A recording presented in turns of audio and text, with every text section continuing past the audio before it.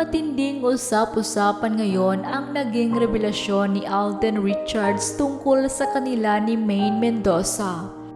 Sa likod nga ng tahimik at masayang pag-ibig ngayon ni Maine kasama ang asawang si Arjo Atayde, muling umingay ang dati nilang tambalan ni Alden na Aldab dahil sa inamin ng aktor. Ano nga rin ba ang kinalaman ni Pia Wurtzbach sa love team nila noon? Dahil sa bagong pelikula ng aktor ay muli itong na-interview ni Tito Boy sa Fast Talk.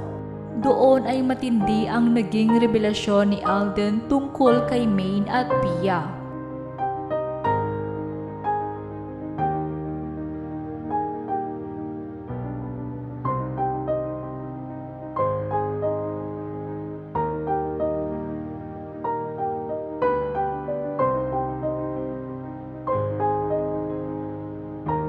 Napapanood na nga sa sinihan ngayon ang pelikula ng aktor kasama ang bagong ka-love team na si Julia Montes, ang 5 Breakups and a Romance. Bago ang inamin ni Alden, hindi naman siya nagawang paaminin ni Tito Boy kung sino nga ba ang artistang napapabalitaang nililigawan niya ngayon. Kaya mas pinili ni Alden ang dare sa challenge na Talk or Dare kung saan napasayaw ito ng tila macho dancer habang sinasabi ang linya niya mula sa pelikula nila ni Julia. Pero mas uminit ang interview nang tanungin ni Tito Boy kung na-inlove nga ba si Alden kay Maine.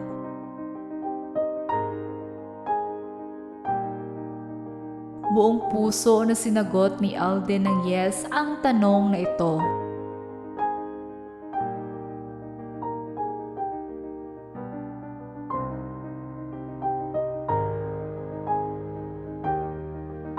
Bagamat sinabi niyang umamin siya kay Maine, hindi naman na idinitalye ni Alden kung bakit nga ba tila hindi nauwi sa katotohanan ang love team ng Aldab, or kung ano ang naging reaksyon ni Maine sa pag-amin ni Alden sa feelings nito.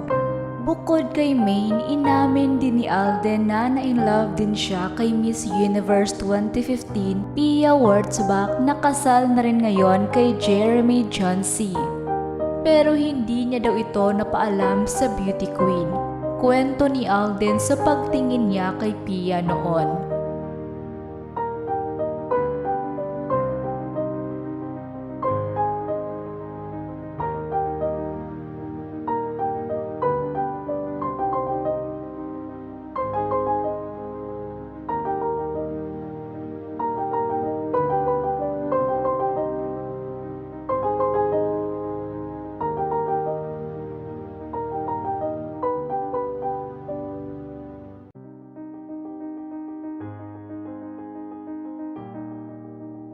Bago ito, nag-viral din si Alden sa naging revelasyon naman ni Mikey Quintos.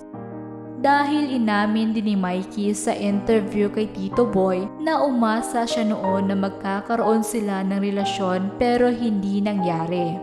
Kahit pa siya na mismo ang umamin kay Alden.